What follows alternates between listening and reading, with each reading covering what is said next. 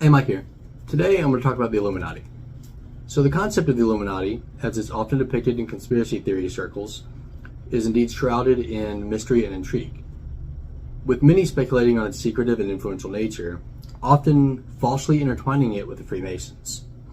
These are very different organizations, but it is granted that they are far older than most people know, and they are both very powerful. However, it is crucial to clarify that the roots of Freemasonry trace back to a very different source. I'll cover the source of the Illuminati in a moment, but for now let's look at the Freemasons. They actually go back to the noble Jewish builders of the Temple of Solomon, and they are actually specifically stated to be noble. This means they are very good. The link between Freemasonry and the Illuminati does still remain a topic of debate on conspiracy theory forums for people that lack knowledge, largely because of the alleged objectives associated with the Illuminati. To comprehend the historical context, you must delve into the ancient text, both the religious and the historical texts. In the Hebrew Bible, the construction of the Temple of Solomon involved skilled artisans and builders, many of whom could indeed be considered noble. The connection between Masonry and the builders of this illustrious temple has been a long-standing tradition. This is exemplified in Masonic rituals and symbolism. The Illuminati, on the other hand, is not of God. It is opposed to his will. I would suggest that they are behind many of the anti-Semitic and anti-Masonic conspiracy theories that run rampant in our society. The emergence of the actual Illuminati, like the real group called the Illuminati, this is a group of elite humans. This occurred in Germany during the late 18th century, and it's well documented. John Adam Weishaupt, he is a professor of canon law, officially founded the Illuminati on May 1st, 1776. Most of my American viewers will recognize that as an important year. This happened in Ingolstadt, Bavaria, which is in Germany. We are the outsiders, the heretics, the rebels, the revolutionaries, the blasphemers, the outcasts, the infidels. We are the resistance. We are the truth seekers. We are the mathematicoi. We are the Hyperboreans. We are the Illuminati. Granted, I believe this is just the human facade of a deeper organization that goes back much further, specifically 5,536 years before 1776. But this is when the human involvement started in 1776. This period actually coincides with the American Revolution, a time of great social upheaval and transformation on the American continent. In fact, the United States of America was officially founded only 65 days after the Illuminati was. Let me repeat that. The United States of America was founded only 65 days after the Illuminati was founded in Germany. Now, the term America itself is subject of linguistic and etymological analysis. Some of these interpretations of the word link it to ancient languages that connotate serpents or land. It intriguingly actually translates in the Inuit language to the land of the serpent. When you consider that this 65-day or roughly 9-week separation between the founding of the Illuminati and the founding of the United States of America fits perfectly within the time frame for a typical crossing of an average ship of that year, from a port in Germany to cities like Boston on the east coast of the United States of America. This would take anywhere from 6 to 12 months. Or weeks, 6 to 12 weeks, depending on the weather. It seems to be quite a coincidence, right? It's almost as if the Illuminati finds difficulty in Europe and decides to go across the ocean and overthrow British rule in the colonies and create a new nation modeled after their own ideology. Unfortunately, that seems to have included treason, theft of land, genocide of native inhabitants, racism, slavery, and followed by other forms of oppression, oppressing just everyone, or as this is also known, American history. So this year marks, 1776, also marks groundbreaking publications of Adam Smith's Inquiry into the Nature and Causes of the Wealth of Nations. This is an important book in history. It actually laid the foundation for modern economics and the entire concept of free market capitalism. And also in the same year, they were wrapping up the first edition of the Encyclopedia Britannica. Both of these were published in Scotland. And then, of course, the massive expansion of the Russian Empire happened the same year. So I would say 1775 through 76 was a very big year for the entire world. Furthermore, skipping back to the America thing, the etymological background of the word America, combined with the close correlation of its founding with the literal Illuminati, raises questions about hidden meanings and connections. For example, the triangular symbol with the all-seeing eye on our dollar bill. Many people believe in some kind of deep state in multiple nations, actually, and sometimes this is true. There's puppet governments all over the world. Consider how many times you've heard of the Illuminati, reptilians, or anything else. A couple good examples is the fact that Washington, D.C. is not actually part of the United States. There is a block in London which is not part of England. And there's a number of other places like this throughout the world. Now let's consider these terms, reptilian and Illuminati. Reptilian obviously means reptile-like, and many assume this is reptile-based aliens. But let's hold off on jumping to the alien conclusion for a moment and look at the word Illuminati. The term Illuminati has its etymological roots in the Latin word illuminatus, which is the past participle of illuminare, which means to illuminate or to enlighten. It's derived from the word lumen. You've probably seen it on boxes of light bulbs before. And this means light. So the term Illuminati is historically used in a variety of contexts to refer to individuals or groups who sought knowledge, enlightenment, or the spread of intellectual ideas. In fact, the name Lucifer actually has its origins in the Latin word for light bringer, or morning star. It seems that a lot of these demonic entities have favored the Latin language throughout the years. It often is associated with the planet Venus for some reason, which appears as the morning star, shining brightly before dawn. This lets you know that a new day is coming. In various religions and other mythological contexts, the name Lucifer has also been used to symbolize the concept of light, knowledge, and enlightenment. However, the name is used to describe an angel who rebelled against God and fell from grace. That's just the name in Latin. His actual name, the original name used for him was Semyaza, and he is the leader of the Watchers, and had the original idea to take human form and get into relationships with humans. You can read the Book of Enoch if you're curious about that. The Bible briefly touches on it. Semyaza and his cohorts did in fact give humans advanced knowledge. They taught humans a lot. Some conspiracy theorists suggest that the Illuminati represents a group of individuals who have similarly rebelled against divine authority and seek to manipulate the world and the world's events to achieve their goals at the cost of the relationship with God. So let's look at the seraphim. This is a Hebrew word. They are considered a type of angel, or malach, in Hebrew. They are often depicted as heavenly beings with a special and exalted role in the divine realm. They are typically described as having multiple wings, 6 specifically, and they are associated with praise and worship of God. In some interpretations, seraphim are believed to be among the highest order of angels.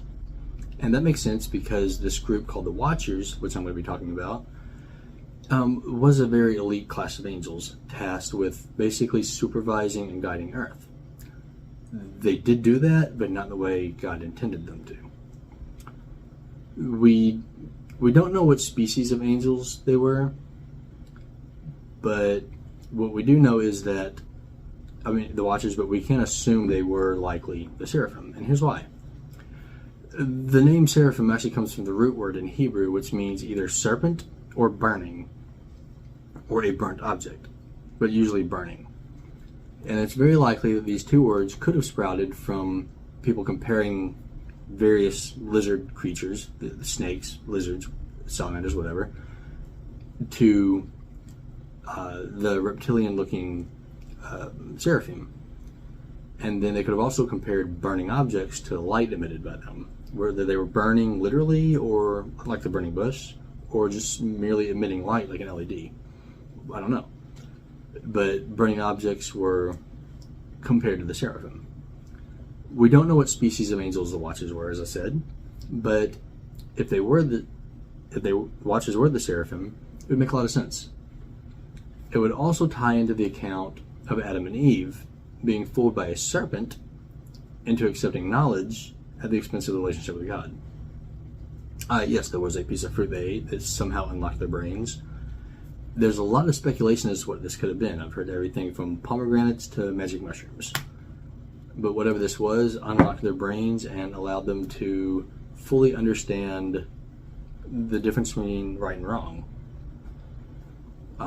Almost like at a point in a video game when you get an object which unlocks a chapter. So, building further into the origins of the term watchers for these powerful beings, the original language, they were known as the Irin. This bears a connection to the Sanskrit word Aryan, a word that was subsequently adopted by a political party in Germany to represent what they thought was a superhuman race. Consider that Germany was where the Illuminati were founded. That's why this is important. So the primary objective of the Illuminati was to reintroduce these beings to the world, endowing them with advanced weaponry and almost achieving a global domination. Notably, their targets included the remnants of Israel. And I'm sorry, I said this was the Illuminati's goals. This was actually the Nazis' goals. It was the Nazis' goals to bring back this, what they thought was a superhuman race, and then they would get powerful advanced weapons, and that's when they targeted the remnants of Israel, a historical context that carries echoes into recent events in Israel. It's constant turmoil. However, I will say that is God's chosen nation. Whoever blesses Israel will be blessed, and whoever curses Israel will be cursed. This is stated in the book of Genesis and in the book of Numbers. So the idea that the Illuminati was not a human organization, but a control structure created by fallen angels, is based on a complex web of religious texts, like the Bible and the book of Enoch, with proven historical events. It's essential to note that this perspective is not necessarily 100% proven. But then again, would powerful entities like fallen angels allow any kind of evidence to actually prove this against them to exist? No, of course not. But I can outline some evidence we do have that does show this to be the case. So in the book of Enoch, this is a Jewish religious text, and it is very good for reading. We are shown the Nephilim. They are believed to be the offspring of the fallen angels and human women. Keep in mind, these fallen angels were able to take human form, and that extended to the function of being able to reproduce with humans. So, some theorists draw parallels between these Nephilim and the supposed hidden elite within the Illuminati, suggesting a link between them. After all, the children of the Irin, the Nephilim, were technically superior to humans in many ways. They absolutely were more intelligent than us. They were stronger than us. They created various technologies such as metallurgy, agriculture, all kinds of stuff. However, they did not value human life at all, and they were cannibalistic and literally bloodthirsty, had hardly any morals, and they hated God. This is due to them not being God's children, not eligible for salvation or forgiveness. There was actually a point where the Irin begged God for forgiveness for their children's sake, and they were denied. They were actually then killed in a global flood, which Noah and his family were saved through. So it's no secret the Illuminati has been behind significant historical events, such as wars, even world wars, and revolutions, like the American Revolution. And they did all this to further their own agenda of control. This aligns with the fallen angels' influence in human affairs leading up to the war against God, and they will fail. They want to take the world back to how it was, as the Bible states, in the days of Noah. However, this will not succeed, just as in the days of Noah, which is recorded in the Bible. Two will be standing in a field, one will be taken away to their destruction, and the other left alive on earth. Just as the famous verse in Matthew says. Unfortunately, that verse is also sometimes twisted and edited by people who are ensnared by rapture theology to make it mean the opposite of what it actually means. That being taken away is not being saved from anything, it's being destroyed for being sinful. So the Illuminati have maintained their influence over the centuries with a hidden agenda to bring about a new world order, a one world order. And this they equate with a malevolent, otherworldly plan. So this is foretold in Scripture. There will be a satanic one-world government which will oppress people who wish to follow God's law. Consider how bad it would have been in World War II had gone differently. In fact, there's even a fictional novel about this called The Man in the High Castle. This is kind of what we see happening in biblical prophecies toward the end times before the millennial kingdom of Christ. And this kind of goes back to the whole mark of the beast thing. A mark on the forehead and right hand is reference to a figure of speech used by the Hebrews. So to take a mark on your forehead means you've been fooled by something, but you can't see it.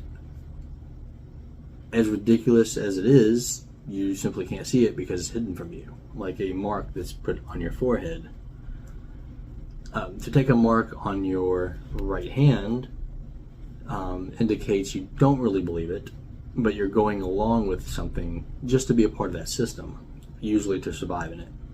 The best example that I can give, and no offense to my Muslim friends, but consider in states under the more oppressive versions of Sharia law, there are likely non-Muslims living there who avoid being murdered or ostracized from society by acting the part. And no, I don't believe that as long as the one world system mentioned in the Bible, it's far more likely to be some New Age system or some kind of upcoming UFO cult. This would basically involve government passing fallen angels off as aliens to fool people into believing that we've made contact with some other world. I do believe that God probably created other life on the universe, but I do not believe it has had the time to get here yet. And I don't believe it ever will. So, to those who know of the work of Aleister Crowley and have seen a depiction of his favorite demon, which he mentioned, named Lamb, which appeared to him in bodily form on a number of occasions, you'll know how easily the concept of ufology and fallen angels and demons can be conflated. So now, this video could have been a lot longer, and I've cut out a lot. Basically, it could have been an entire book. If you've enjoyed this and want more, let me know, and maybe I'll turn this into an entire series. Maybe just one much longer video. So just let me know in the comments, and if you hate it and don't want to see anything like this again, let me know that too. But either way, don't forget to like and subscribe for more great content. Thank you, and have a blessed day.